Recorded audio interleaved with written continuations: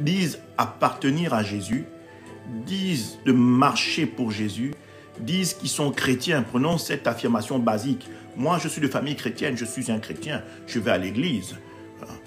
Je parle de ceux qui vont constamment, comme de ceux qui vont, par exemple, une fois par an, lors des fêtes de Nouvel An. Il y a des gens comme ça qui y vont seulement une fois. Beaucoup de personnes sont aptes et sont zélées à dire « moi, je suis chrétien ». Quelle est-elle la vérité?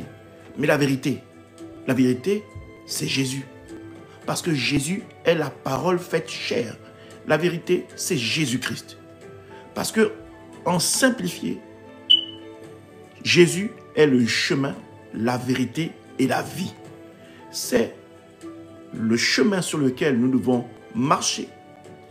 Il est la vérité ultime du monde et pour la suite, il est la vie éternelle.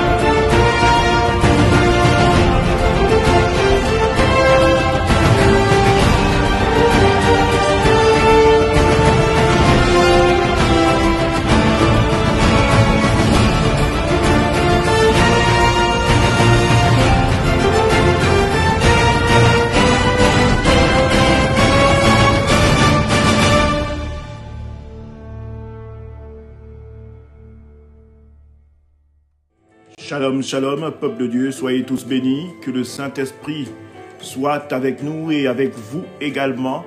Et j'ose espérer que votre semaine se soit bien passée, et cela dans le nom puissant de Jésus-Christ de Nazareth. Je me présente, je suis le pasteur Alain Joël Rimbendambia, pasteur principal de la mission évangélique des éclaireurs pour Christ. Et je ne suis pas seul, bien entendu. Le Seigneur m'a donné cette tâche accompagnée de mon aide semblable qui est nul d'autre que le pasteur Elsa Rimbendambia, avec qui nous accomplissons l'œuvre de Dieu, et cela de manière continue. Vraiment que le Seigneur vous bénisse. Je vous souhaite d'ores et déjà la bienvenue pour ceux qui viennent à peine de rentrer dans ce live, et que le Seigneur vous bénisse. N'oublions pas de saluer nos amis et nos frères qui vont nous suivre sur non seulement TikTok, sur également YouTube, notre chaîne qu'on appelle adaptée à l'édification du peuple de Dieu, qui est la chaîne MEEC TV éclairée. Je répète, MEEC TV éclairée, et cela dans le nom puissant de Jésus-Christ de Nazareth. Alors bien entendu, bien-aimés, nous allons commencer sans plus tarder. Il est plus qu'important que nous puissions prendre le temps de rendre gloire à Dieu, d'élever son saint nom, de magnifier son nom et de lui dire merci pour tout ce qu'il a accompli durant toute cette semaine magnifique et pour ce qu'il fera pour les semaines à venir. Que le Seigneur vous bénisse tous et toutes. Recevez la rosée du ciel déployée pour vous, mes bien-aimés. À chacun de vous, que la grâce s'y attache. Et cela dans le nom puissant de Jésus-Christ de Nazareth. Je salue tous ceux qui nous rejoignent, que ce soit sur TikTok ou sur YouTube. Que le Seigneur vous bénisse abondamment. Alors, nous allons prendre quelques secondes, disons 30 secondes, pour prendre le temps de partager à une âme, à un bien-aimé. Bref, aujourd'hui, nous allons prendre ces 30 secondes-là pour accomplir l'œuvre de l'évangéliste, c'est-à-dire divulguer, propager la parole de l'évangile. Que le Seigneur vous bénisse tous et toutes abondamment. Gloire au Seigneur Jésus-Christ. Une fois ces 30 secondes prises, nous allons prendre la position qui nous sied et nous allons demander, nous allons remercier notre Dieu. Amen. Éternel, mon Dieu, mon roi, je te rends toute la gloire. Je bénis ta sainteté et ta majesté, ta grandeur, toi qui es l'alpha et l'oméga. Seigneur, je viens te dire merci.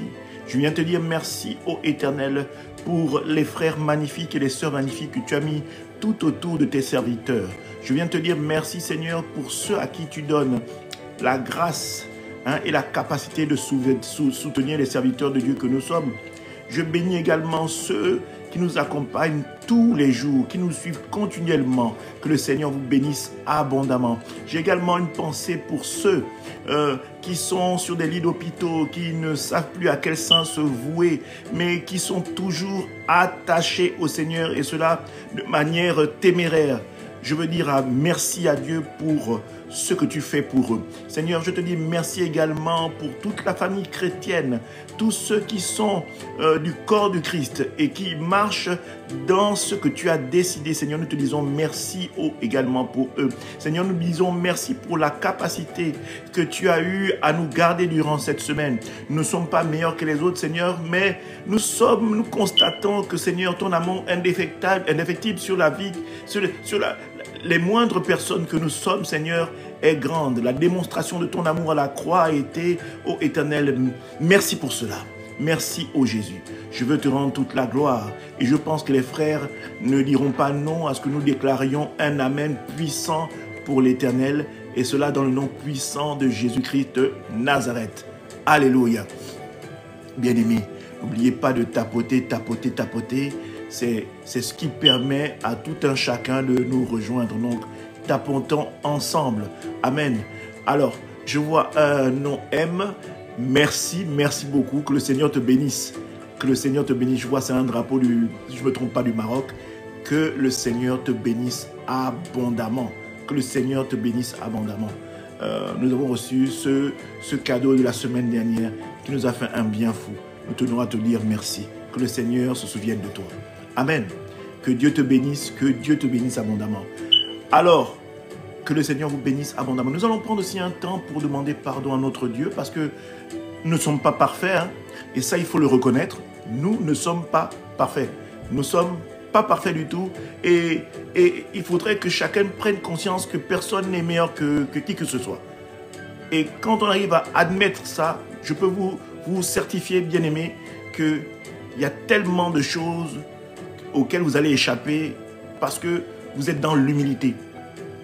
Vous connaissez ce que dit la parole de Dieu? L'humilité précède la gloire. L'humilité précède la gloire.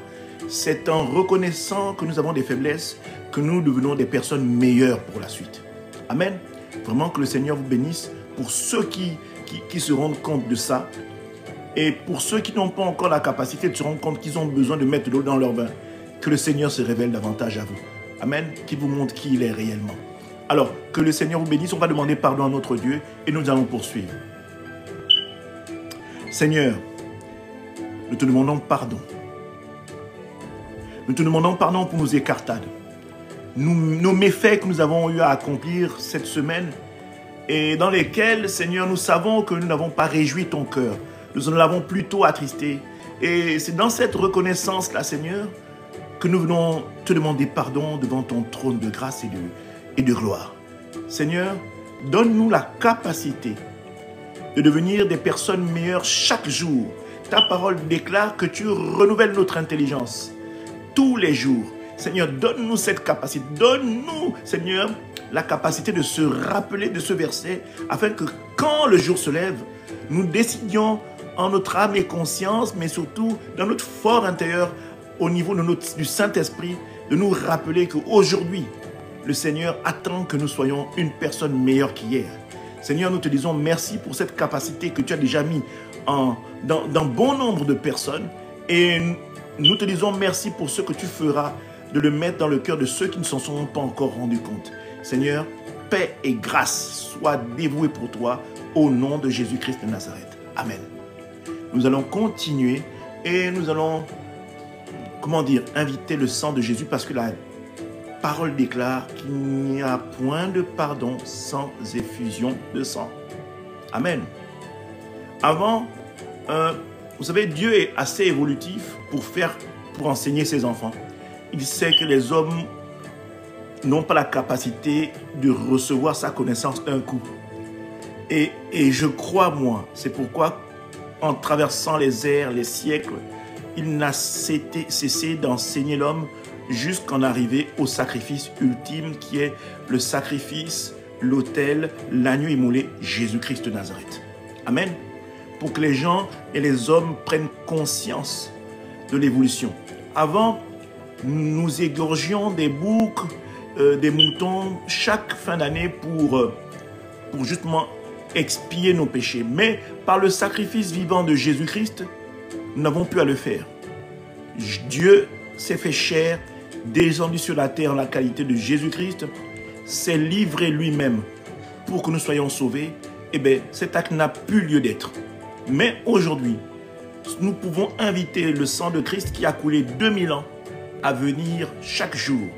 Quand tu le reçois, quand le Saint-Esprit le met en ton cœur, de l'inviter pour que tu sois, comment on appelle, restauré de nouveau, réconcilié avec Dieu.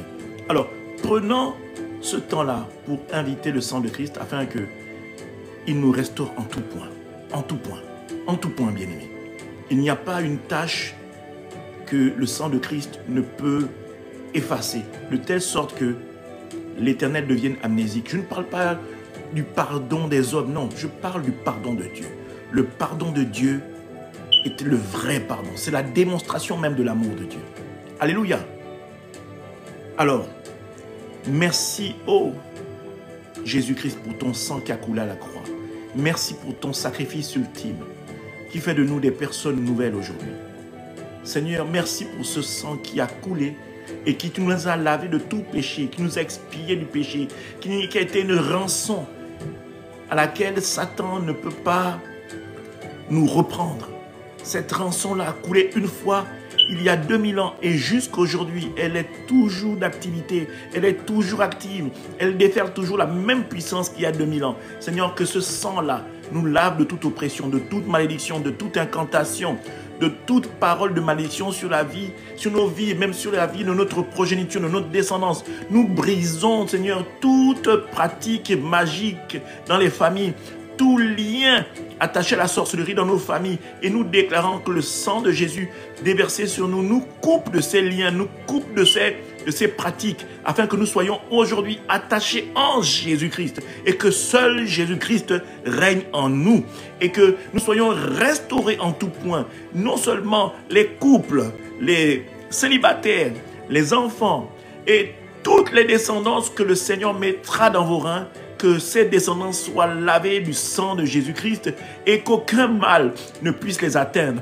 Nous brisons toutes les chaînes, les malédictions familiales. Nous brisons tous les liens et coupons et consumons tous les liens des malédictions familiales qui ont été établis dans nos familles. Et nous déclarons que plus jamais ça, car règne seul Jésus-Christ qui a fait couler son sang à la croix pour mes péchés. Et aujourd'hui, je suis une personne libre et cela dans le nom puissant de Jésus-Christ de Nazareth. Amen. Alléluia. Que la paix, la grâce du Seigneur soit sur vous. Nous allons élever la voix pour dire merci au Saint-Esprit et que le Saint-Esprit conduise ce moment que nous allons passer ensemble. Amen. Merci Saint-Esprit pour ta présence. Merci Saint-Esprit pour la capacité que tu vas donner à tout un chacun ici présent d'être attentif au message que tu as prévu pour lui, au message que tu as prévu pour une bien-aimée ou un bien-aimé. Je sais au Saint-Esprit que tu vas parler à une âme. Je sais au Saint-Esprit que tu vas transformer un homme, que tu vas transformer une femme. Je sais au Saint-Esprit que tu es le seul guide, tu es la boussole qui va nous permettre de nous conduire. Seigneur, moi-même je m'abandonne complètement à toi, Saint-Esprit, afin que, Saint-Esprit, tu conduises chaque mot, tu conduises ce moment. Je m'abandonne complètement afin que ce ne soit pas mon intelligence qui parle, mais que ce soit toi au travers du moyen que je suis, au travers du vase que je suis, afin que je sois, oh bien-aimé, le vase du vaillant serviteur que tu désires que je sois. Et cela dans le nom puissant de Jésus-Christ de Nazareth. Amen. Alléluia. Que le Seigneur soit magnifié, que le Seigneur soit élevé au milieu de nous, au milieu de nous, au milieu de chacun de vous, là où vous vous trouvez, là où vous demeurez. Je ne sais pas si vous êtes chez vous, si vous êtes dans votre lieu de travail, si vous êtes sur un lit d'hôpital ou peu importe ce que vous faites, mais que le Saint-Esprit soit avec vous et qu'il vous rende attentif du message qu'il a prévu pour vous aujourd'hui. Alléluia. Alors, la thématique qui va nous conduire pendant ces 1 heure, c'est le seul nom de vérité. Le seul nom de vérité. Force de constater qu'aujourd'hui, bon nombre de personnes disent appartenir à Jésus, disent de marcher pour Jésus, disent qu'ils sont chrétiens. Prenons cette affirmation basique. Moi, je suis de famille chrétienne, je suis un chrétien, je vais à l'église. Je parle de ceux qui y vont constamment, comme de ceux qui y vont, par exemple, 1 fois par an, lors des fêtes de Nouvel An. Il y a des gens comme ça qui y vont seulement 1 fois. Beaucoup de personnes sont aptes et sont zélés à dire « moi, je suis chrétien ». Amen.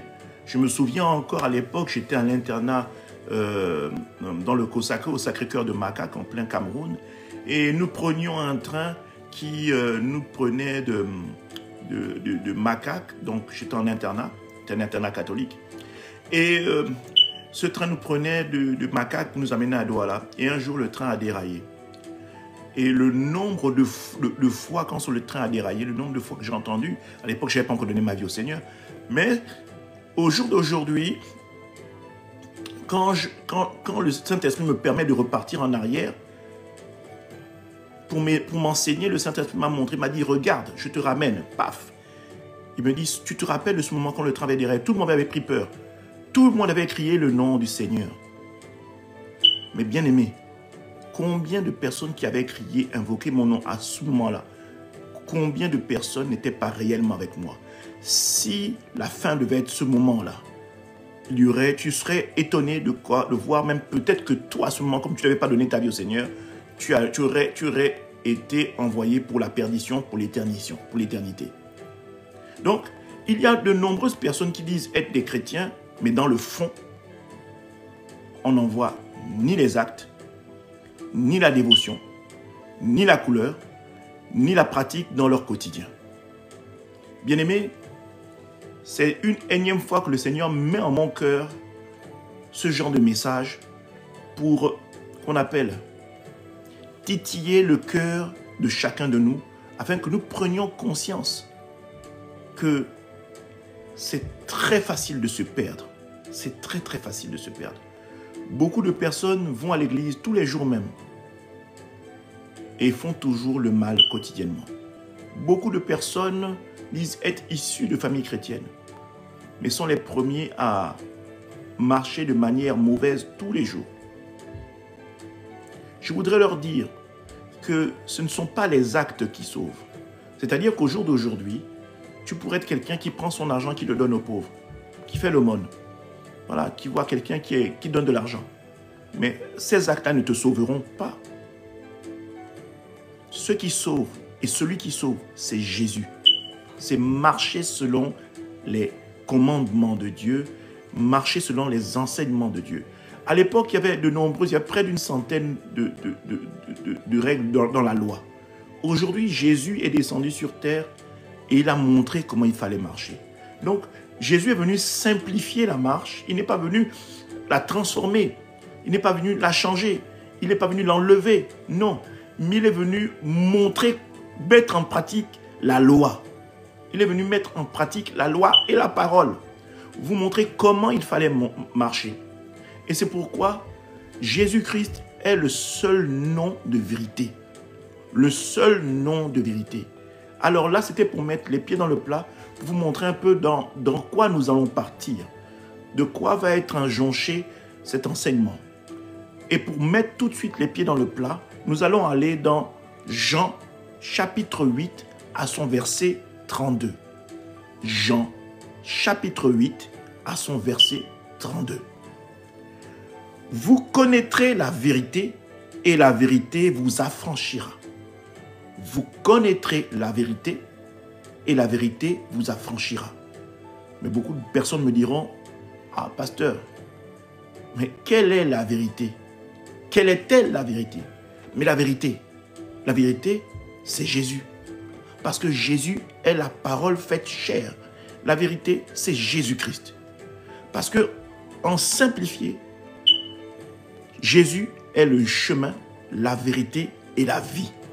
C'est le chemin sur lequel nous devons marcher.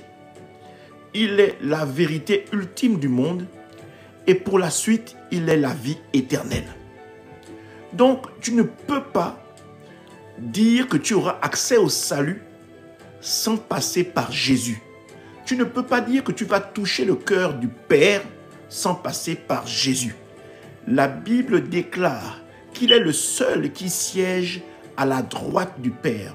La droite, c'est la main puissante du Père. Donc, tu ne peux pas dire que tu peux avoir accès à l'éternité dans la félicité si Jésus-Christ n'est pas ton maître, si Jésus-Christ n'est pas ton chemin, si Jésus-Christ n'est pas ta vérité, si Jésus-Christ n'est pas le seul nom que tu gardes dans ton cœur, dans ta façon de marcher, tu ne peux pas dire que tu peux avoir accès à la vie. Ce n'est pas possible. Amen. Alors, allons-y dans Luc chapitre 4, à son verset 18. Luc chapitre 4, à son verset 18. On va essayer de plus entrer en profondeur sur ce verset. Amen. C'est Jésus qui parle. Il dit ceci. L'Esprit du Seigneur est sur moi, parce qu'il m'a oint pour annoncer une bonne nouvelle aux pauvres. Il m'a envoyé pour guérir ceux qui ont le cœur brisé. Bien-aimé, si tu es... Quand le Seigneur parle de la bonne nouvelle aux pauvres, c'était les pauvres d'esprit, pour les enrichir, leur raisonnement. Il dit, il m'a envoyé pour guérir ceux qui ont le cœur brisé. Si tu as le cœur brisé, la solution, le nom de vérité pour guérir ce cœur brisé, c'est Jésus. Pour proclamer aux captifs la délivrance. Si tu es prisonnier, captif d'une quelconque malédiction, c'est Jésus-Christ le nom de vérité. Et aux aveugles de recouvrir la vue. Je parle de la vue physique comme je parle de la vue spirituelle. Si tu n'arrives pas à voir certaines choses, parce que tu ne comprends pas certaines choses, parce que tu t'entêtes et que tu ne veux pas comprendre certaines choses, le seul qui est capable de t'en délivrer et te donner la vue de voir la vérité. La réalité, c'est que tu es bien portant. Mais la réalité, c'est que tu te portes bien, que tout a l'air de marcher pour toi. Mais la vérité, c'est que certainement dans ta famille, il y a des sorciers. Certainement dans ta famille, il y a des voyants, des gens qui parlent avec les morts. Certainement que dans ta famille, il y a des gens qui tuent des gens quotidiennement au travers des pratiques de sorcellerie. C'est ça la vérité. La vérité, c'est qui te donne la capacité, toi aussi, d'être sorti, d'être délivré de toutes ces malédictions-là, de ces incantations qui sont sur ta famille, qui surviennent dans ta famille. C'est Jésus-Christ, le nom qui sauve. De recouvrir la vue spirituelle et la vue physique pour que ta vie soit transformée. Amen. Pour les renvoyer libres, les opprimés. Bien-aimés. Le monde est fait pour que vous soyez prisonniers d'un carcan qui fait que vous croyez que tout est bien, que tout se passe bien. De vous donner l'illusion que dans votre famille, que dans votre façon de marcher, tout est bien alors que jusqu'à aujourd'hui, vous êtes peut-être en partance pour la gêne. Vous croyez que vous êtes chrétien et que le Seigneur vous connaît. Entre-temps, le monde fait pour que vous soyez dans la sauce, comme on dit, que vous ne vous en rendiez pas compte, que vous viviez votre vie au quotidien et que Jésus ne devienne qu'un slogan. Ça, c'est le travail du monde, c'est le travail de l'ennemi, c'est le travail de Satan. Mais je ne veux pas faire l'apologie de Satan ici. Je veux juste faire l'apologie de Jésus-Christ. Je veux que vous vous rendiez compte, que vous ouvriez les yeux, que vous vous confiez à Jésus-Christ de tout votre être, que de tout votre cœur, de toute votre âme, et que votre corps suive avec. Et que vous vous rendiez compte que la seule délivrance ne se trouve qu'en un seul nom, le nom de Jésus-Christ de Nazareth. c'est la fonction première pour laquelle le sacrifice à la croix a été fait. Il a été fait pour que tu sois libre. Libre. Parce que si tu prends Jésus-Christ comme un slogan et que tu vis comme tu vis en te disant que tout est peace, tout est love et tout est carré, bien-aimé, je veux te dire que tu te méprends. Et ce sera au dernier jour que tu le sauras. Mais aujourd'hui, le Seigneur se sert encore de ma bouche pour te dire, il est temps de te ressaisir. Il est temps de te rattraper. Il n'est pas encore trop tard et la grâce du Seigneur est encore sur ta vie en ce jour. Et qu'aujourd'hui, que cette parole qui est faite pour invoquer en toi, déclencher en toi la destinée, soit active et touche ton cœur. Il y a beaucoup de gens aujourd'hui qui disent « Ah, Jésus, comment moi je cherche le mariage ?» Mais Jésus n'est pas d'abord pour que tu cherches le mariage. Jésus est là pour que tu sois libre. C'est ça. Et l'amour seul de Jésus doit te suffire. L'amour seul de Jésus doit être plus important que ton désir d'être marié. L'amour seul de Jésus doit être plus important que ton désir d'avoir un homme ou d'avoir une femme. L'amour seul de Jésus doit être un désir premier dans ton cœur. Et pas les désirs de ta chair parce que tu veux ressembler à tout le monde. Non. Jésus-Christ, la Bible déclare que Dieu est un Dieu jaloux. Il ne partage sa gloire avec personne. Donc toutes les fois que vous aurez dans votre cœur quelque chose qui passe en premier avant Jésus, avant Dieu, avant le Saint-Esprit, il y aura toujours une résistance à ce que votre cœur désire. Tout simplement parce que vous priez Jésus de la mauvaise des manières. Amen. Donc, voilà un peu, dans Luc chapitre 4, verset 18, ce que Jésus-Christ est venu faire pour vous. Il est venu faire pour vous, par amour pour vous. Rien ne l'obligeait à le faire. Mais comme il a mis du cœur à l'ouvrage à faire l'homme, la Bible déclare que il nous a fait à son image. Donc, en réalité, Jésus, quand il nous voit, il se voit lui-même.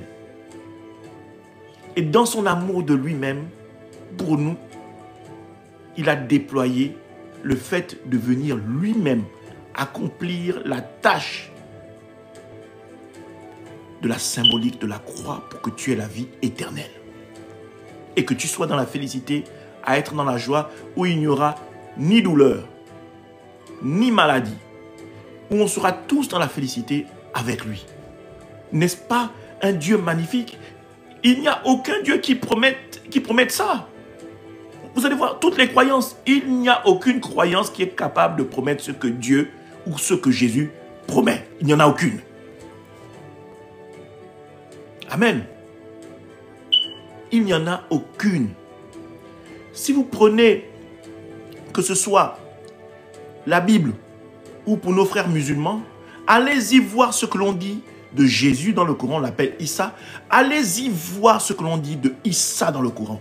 Il n'y a aucun prophète qui soit semblable à Issa. Parce que dans le Coran, on le nomme comme étant un prophète. Je vous invite à aller lire ce que l'on dit sur Issa dans le Coran. C'est magnifique. Il a une place particulière. Et dans le Coran, on dit même à nos frères musulmans que pour savoir qui il est, il faut aller voir dans le livre qu'est la Bible. Vous voyez? Il n'y a pas un prophète comme ça dont on parle dans le Coran, qu'on demande d'aller voir, qu'on parle dans le Coran, et on invite les musulmans à aller voir dans la Bible. Il n'y en a aucun. Jésus est spécial. Il y a tous les niveaux. Il y a juste quelques incompréhensions, mais je crois que si un frère musulman veut savoir qui est réellement Jésus, il va voir que Jésus, voilà, il trouvera Jésus une spécialité.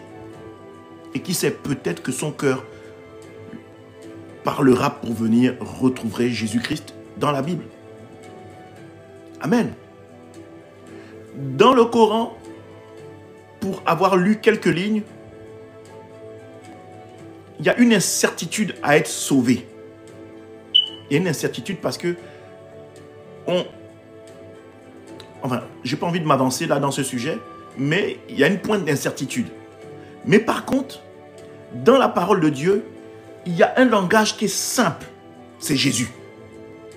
Le nom de vérité, c'est Jésus. Amen.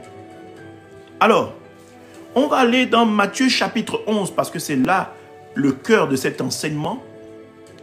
Le cœur de cet enseignement pour que tout le monde comprenne, un, qui est réellement Jésus. Deux, quelles sont les choses dont regorge Jésus? Parce que, bien aimé, peut-être que tu te perds parce que tu ne connais pas encore vraiment la personne de Jésus. Peut-être que tu as du mal à choisir parce que on ne t'a peut-être pas présenté Jésus sur la meilleure des manières. C'est vrai que le corps de Christ est perturbé en ce moment parce que il y a beaucoup de loups qui sont rentrés dans la bergerie. Beaucoup accomplissent des choses qui perdent les gens.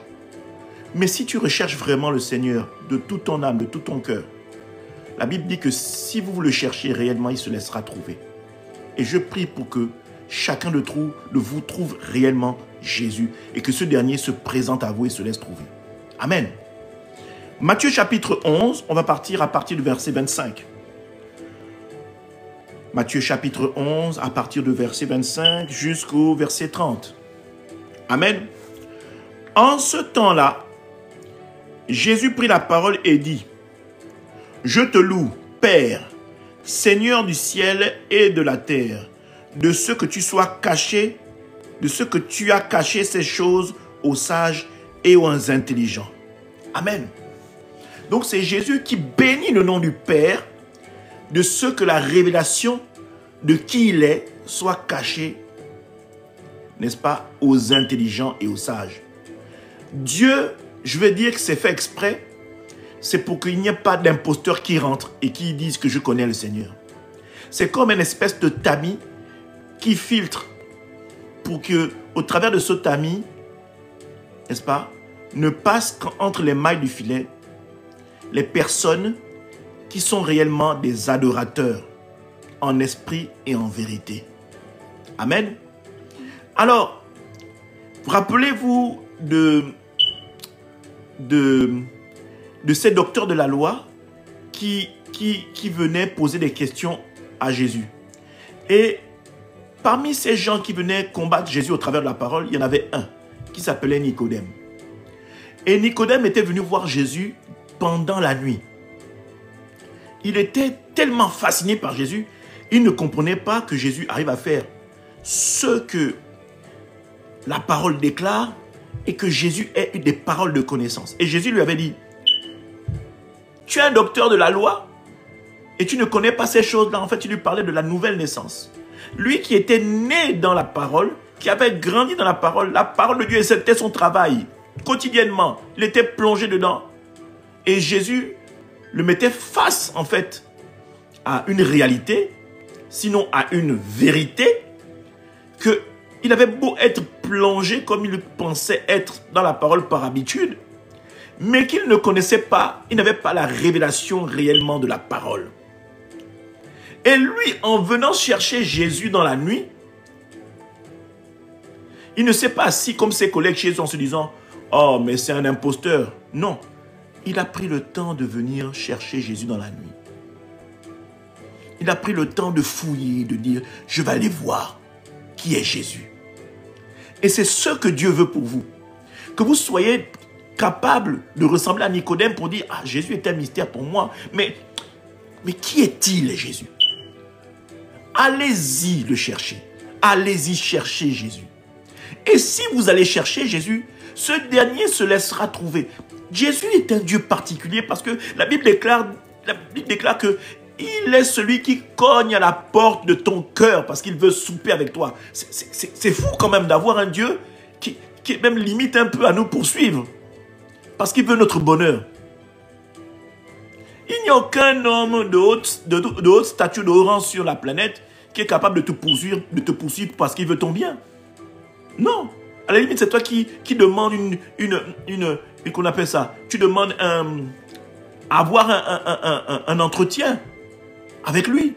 Et tu peux passer parfois des mois, des années sans le voir. Mais Jésus est particulier. Il est le Seigneur des Seigneurs, le Roi des Rois. Il n'y a aucun Dieu qui soit semblable à lui. Il est celui qui cogne à la porte de ton cœur.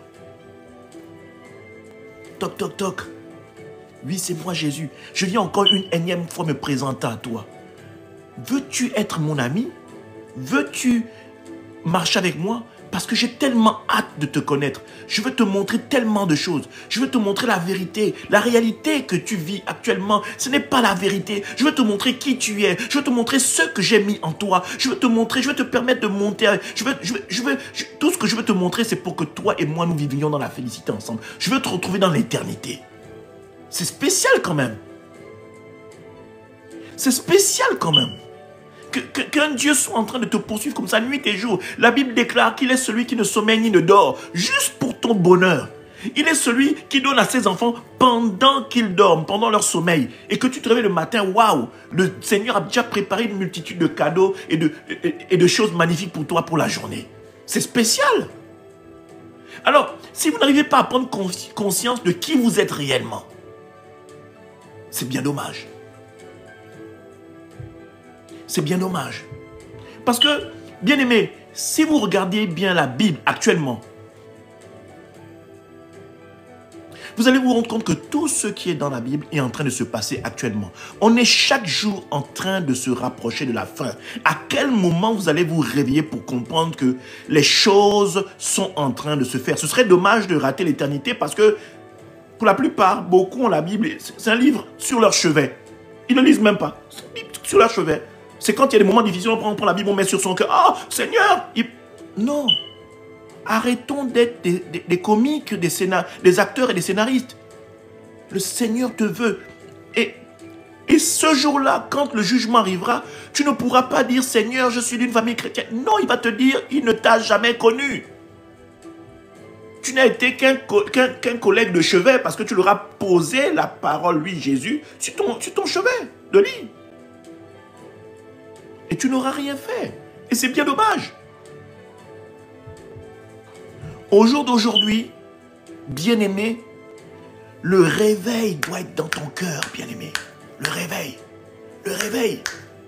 Il faut que tu te réveilles. Tu es dans un sommeil. Et ce sommeil-là, en fait, tu penses que tu es vivant. C'est un sommeil de mort. On vit dans un monde où les gens se lèvent le matin, ils sont comme des automates. Ils vont vaquer à leurs occupations. Boulot, métro, dodo. Boulot, métro, dodo. Mais la réalité, c'est comme une marche de zombies. Tout le monde est mécanique. Le monde vous met dans un carcan. Vous devez fonctionner tous de la même manière. Réveillons-nous.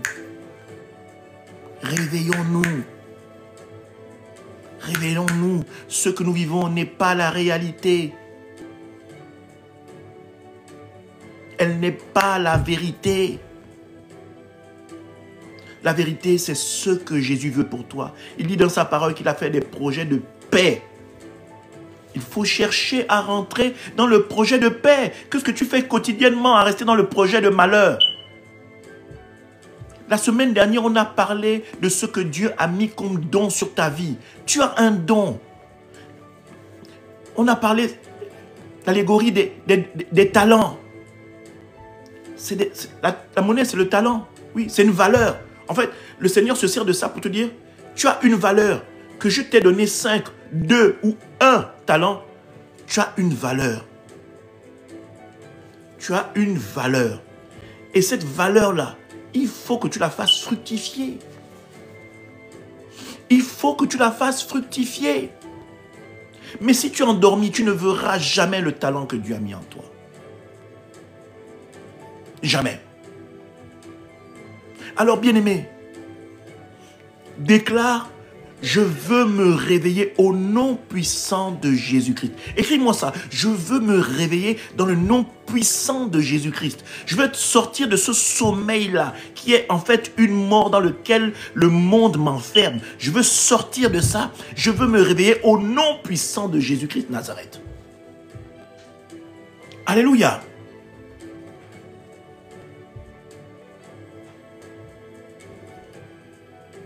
On va reprendre le verset. En ce temps-là, Jésus prit la parole et dit, « Je te loue, Père, Seigneur du ciel et de la terre, de ce que tu as caché ces choses aux sages et aux intelligents, et de ceux que tu les as révélés aux enfants. Tu les as révélés aux enfants. Qui sont ces enfants? C'est les enfants de Dieu. Les adorateurs que le Père recherche. Le temps est déjà là. D'ailleurs, il est venu où le Seigneur recherche les adorateurs en esprit, en vérité. Il ne recherche pas forcément celui qui a la plus belle voix à l'église. Il ne recherche pas forcément celui qui s'habille bien à l'église. Il ne recherche pas spécialement le frère Augustin ou la sœur Christine qui est là, qui fait toujours la modération. Il veut que vos cœurs soient disposés. C'est ce qu'il recherche. Des cœurs d'adorateurs. Que vous ayez une fonction à l'église ou pas. Le Seigneur veut votre cœur. Et il le dit lui-même. Gardez votre cœur plus que toute autre chose. C'est la chose que Dieu veut. Un cœur comme le cœur de David. Un cœur comme le cœur de David. Peut-être même plus beau, meilleur que le cœur de David. C'est ce que Jésus veut. Amen. Oui, Père, je te loue de ce que tu as voulu ainsi. Toutes choses m'ont été données par mon Père et personne ne connaît le Fils, si ce n'est le Père. Personne non plus ne connaît le Père si ce n'est le Fils. Et celui qui a le Fils veut, celui qui a le Fils veut le révéler. Amen. Venez à moi, vous qui êtes fatigués et chargés. Le Seigneur vous dit, vous qui êtes fatigués et chargés là, venez. En fait, il est en train de dire, je connais vos problèmes. Je connais vos problèmes. Je sais que vous avez des ennuis. Je sais que votre vie, vous vous rendez compte que la vie que vous vivez n'est pas votre vie. Il le sait. Mais maintenant que tu sais, que le Seigneur sait, qu'est-ce que tu fais? Viens à lui. Viens à lui. Il dit, venez à moi. C'est une invitation. Venez à moi. Il n'y a pas de protocole. Il n'a pas dit qu'il va prendre ceux qui sont riches. Non, il dit venez à moi. Il est venu pour sauver tous ceux qui sont captifs. Tu es peut-être captif de la sorcellerie de famille. Tu es peut-être captif dans ta famille. Les gens ne parlent pas bien. Il y a des bègues, il y a des muets, il y a des sourds. Viens. Tu es peut-être, voilà, dans ta famille, peut-être on ne se marie pas. Dans ta famille, peut-être les hommes n'arrivent pas à accéder à des études poussées. Les hommes n'arrivent pas à pousser l'excellence.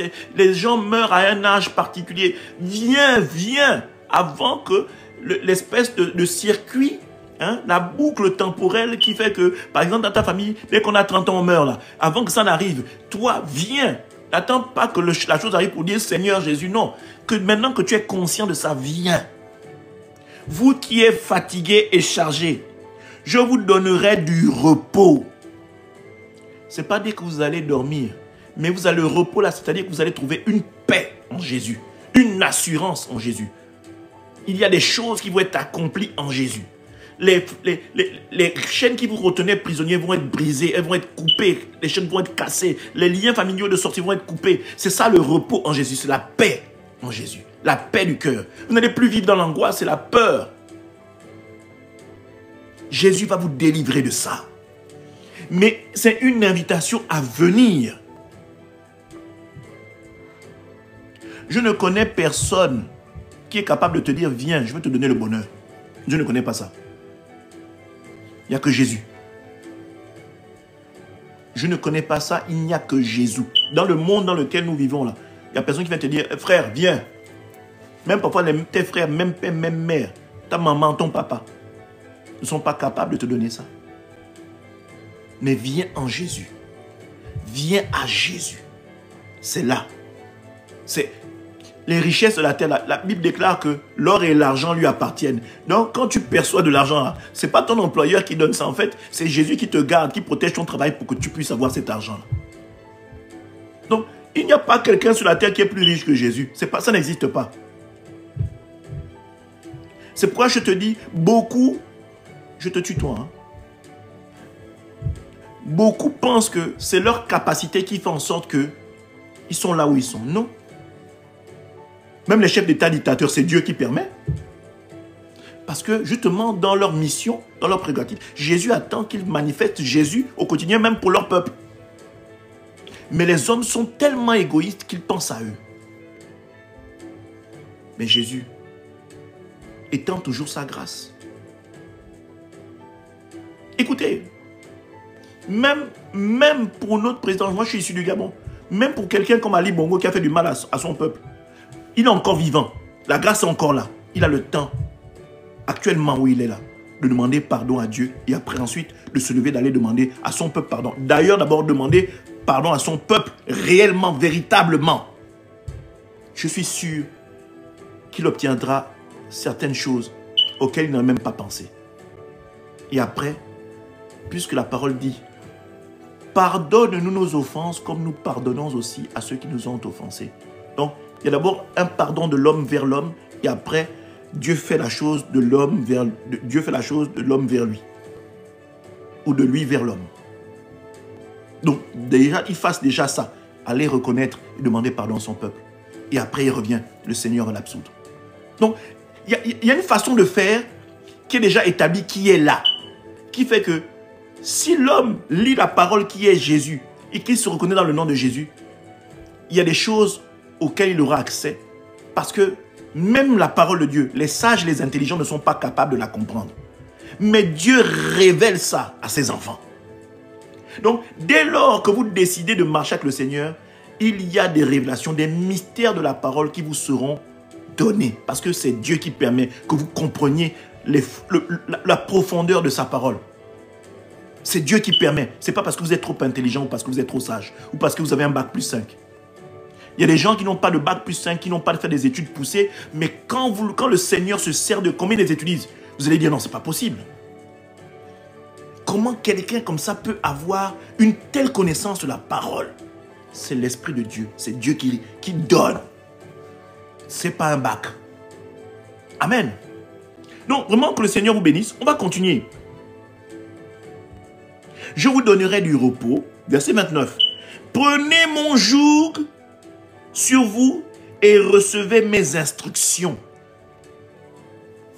Prenez mon joug sur vous et recevez mes instructions. Vous savez ce que c'est le joug? Le joug, c'est une espèce de pièce en bois que l'on met sur les bœufs pour que les bœufs fassent par exemple le sol, pour cultiver un sol. On va le labourer. Et le joug, c'est ce qu'on met sur le cou justement des animaux pour qu'ils puissent tirer ensemble l'espèce de charrue qui va labourer le sol. Mais l'homme, quand il l'utilise, en fait, on fout des coups de fouet, n'est-ce pas, sur ces animaux pour qu'ils soient motivés à avancer. C'est une espèce qu'on appelle, pour la façon avec laquelle l'homme l'utilise, c'est une espèce d'oppression sur l'animal pour qu'il fasse ce qu'on lui demande de faire. Est-ce que vous comprenez? Donc, quand on parle de joug en général, on ne parle pas de joug dans sa fonction première, n'est-ce pas? Pour servir à labourer, à conduire des animaux pour labourer le sol. On parle du joug, quand on parle du joug, le joug est beaucoup plus connu pour l'oppression sur des hommes ou une oppression maléfique sur un homme ou sur une quelconque personne. On va dire par exemple, oh, le joug de la sorcellerie familiale est sur telle famille, n'est-ce pas? Le joug du dictateur tel est sur son peuple. Voyez-vous? C'est un peu comme ça qu'on va l'utiliser. Mais lui, il dit, recevez, reprenez mon joug. C'est même pas dit, prenez, donc acceptez. Prenez. Acceptez mon joug et mes instructions. Et je rends gloire au Seigneur parce que c'est une révélation. À ce moment-là, le joug, quel est-il? Le joug, c'est le Saint-Esprit de Dieu qui vous conduit sans vous maltraiter pour une fois, sans oppression pour une fois. Donc, recevez mon joug.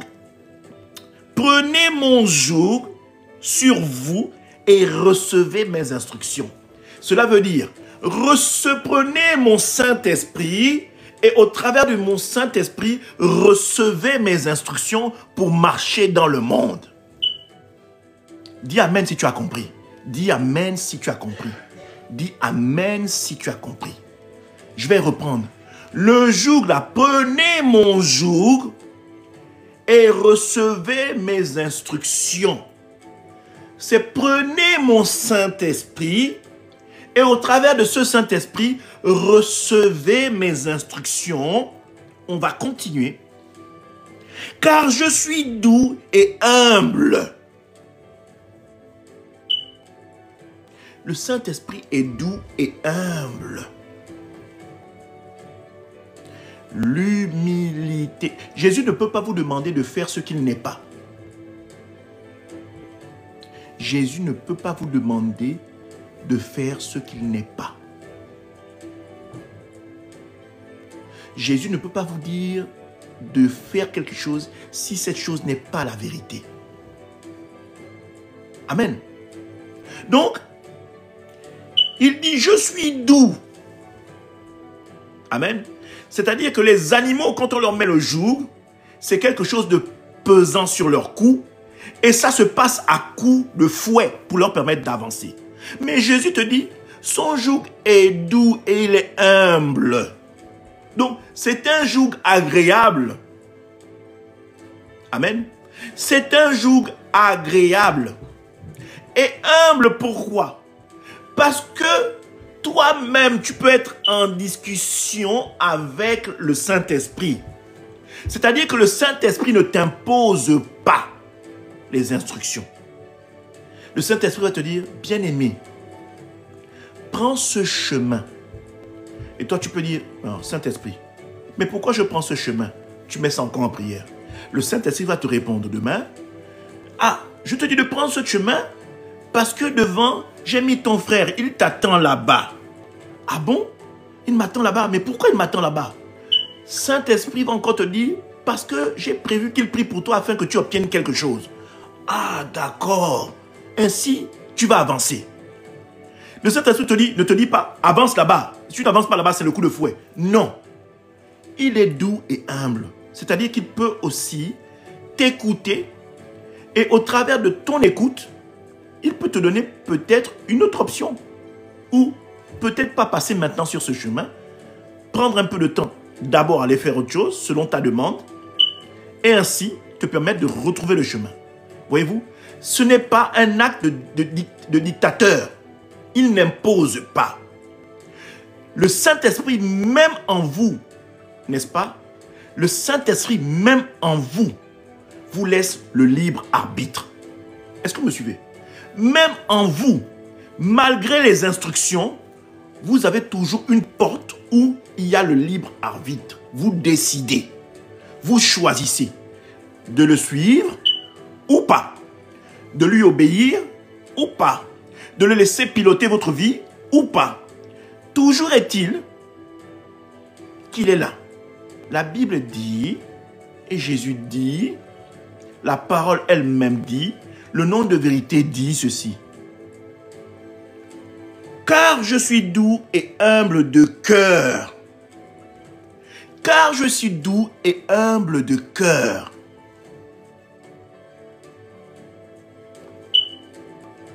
Amen. Continuons. Et vous trouverez du repos pour vos âmes. Et vous trouverez du repos pour vos âmes. Je répète, et vous trouvez du repos pour vos âmes. C'est-à-dire que si tu marches selon les voies du joug qui est doux et humble et agréable, tu trouveras du repos pour ton âme. Un repos pour ton âme. Pas la souffrance dans le feu ardent pour l'éternité, mais le repos éternel pour ton âme, dans la félicité avec lui. C'est une promesse. C'est une promesse. Si tu suis les instructions et que tu marches selon les instructions, lui qui est doux et humble de cœur te promet le repos pour ton âme. Waouh! Waouh! Verset 30. Car mon joug est doux et mon fardeau est léger. Amen. Car mon joug est doux et mon fardeau est léger. Bien-aimé, comprends ce qu'il faut comprendre. Le joug, quand c'est un animal, il tire une charrue, c'est quelque chose de lourd, c'est pesant. Mais le fardeau de Jésus est léger. Il est léger, bien-aimé.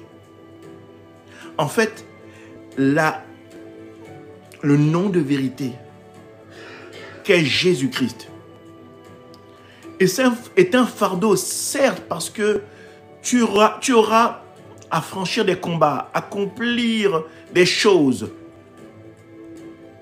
Tu vas te battre durant ce moment, mais c'est un fardeau léger, car il y a une promesse magnifique qui est prévue au bout. Et j'aime bien ce que l'apôtre Paul avait dit. J'ai combattu le bon combat de la foi. Amen. Il a atteint la fin de la course. Ça veut dire que durant son temps sur terre, il s'est battu pour conserver la foi en Jésus-Christ. Il s'est battu pour s'attacher à la vérité. Il s'est battu pour s'attacher au seul nom de vérité. Il a eu la moitié de sa vie où il a combattu cette vérité et la deuxième partie de sa vie où il s'est rendu compte que Jésus-Christ était le chemin, la vérité et la vie. Et il s'est attelé à marcher considérablement pendant tous les jours que Dieu lui a permis par la suite à demeurer toujours attaché à Christ. Alors, bien-aimé, je ne sais pas ce que tu traverses en ce moment. Je ne sais pas quels sont tes combats. Je ne peux pas te dire mieux que Jésus qui tu es. Mais je peux te dire une chose. Et je peux te certifier quelque chose. C'est que Jésus-Christ est le seul nom de vérité par lequel tu peux être sauvé. Est le seul nom de vérité et par ma voix, il veut parler encore à la personne qui lui est chère que tu es. Il vient encore au travers de ma voix cogner à la porte de ton cœur pour te dire, bien-aimé, réveille-toi. Je profite de la voix de mon serviteur pour te parler encore aujourd'hui.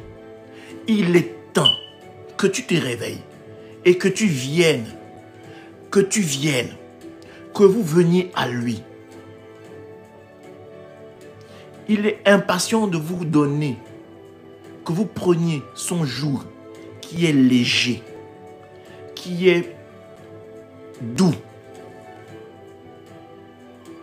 et humble de cœur, afin que tu prennes du repos, que tu obtiennes le repos, que tu aies la paix du cœur dans le monde, que tu obtiennes ce qu'il a prévu pour toi dans ce monde et que tu obtiennes également la vie dans la félicité et dans l'éternité avec lui.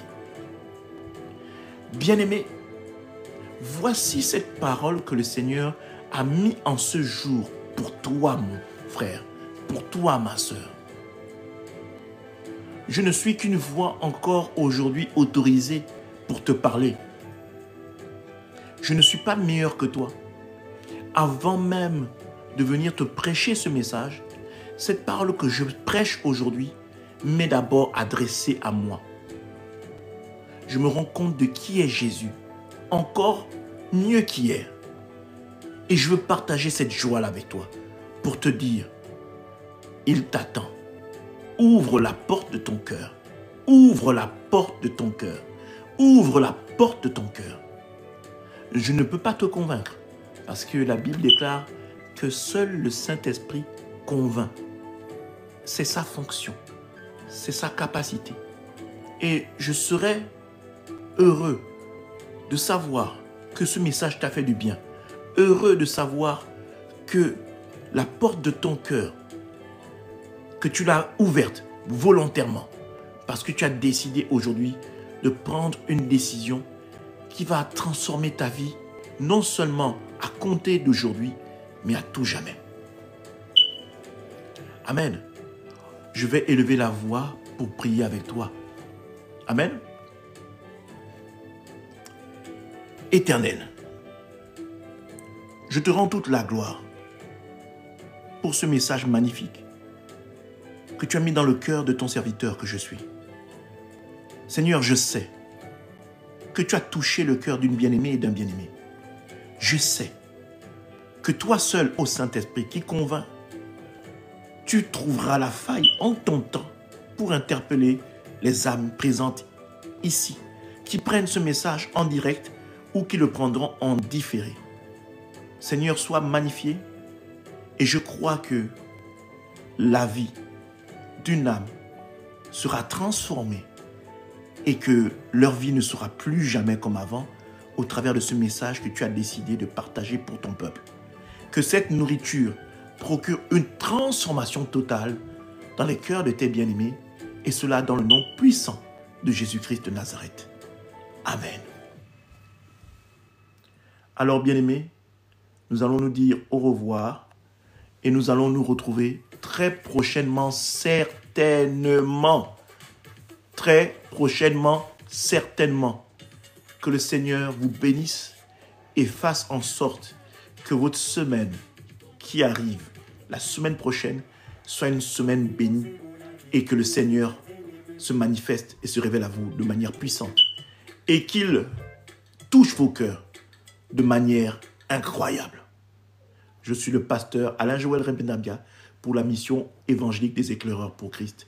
Excellent week-end et excellente semaine dans la paix du Seigneur Jésus-Christ de Nazareth. Amen.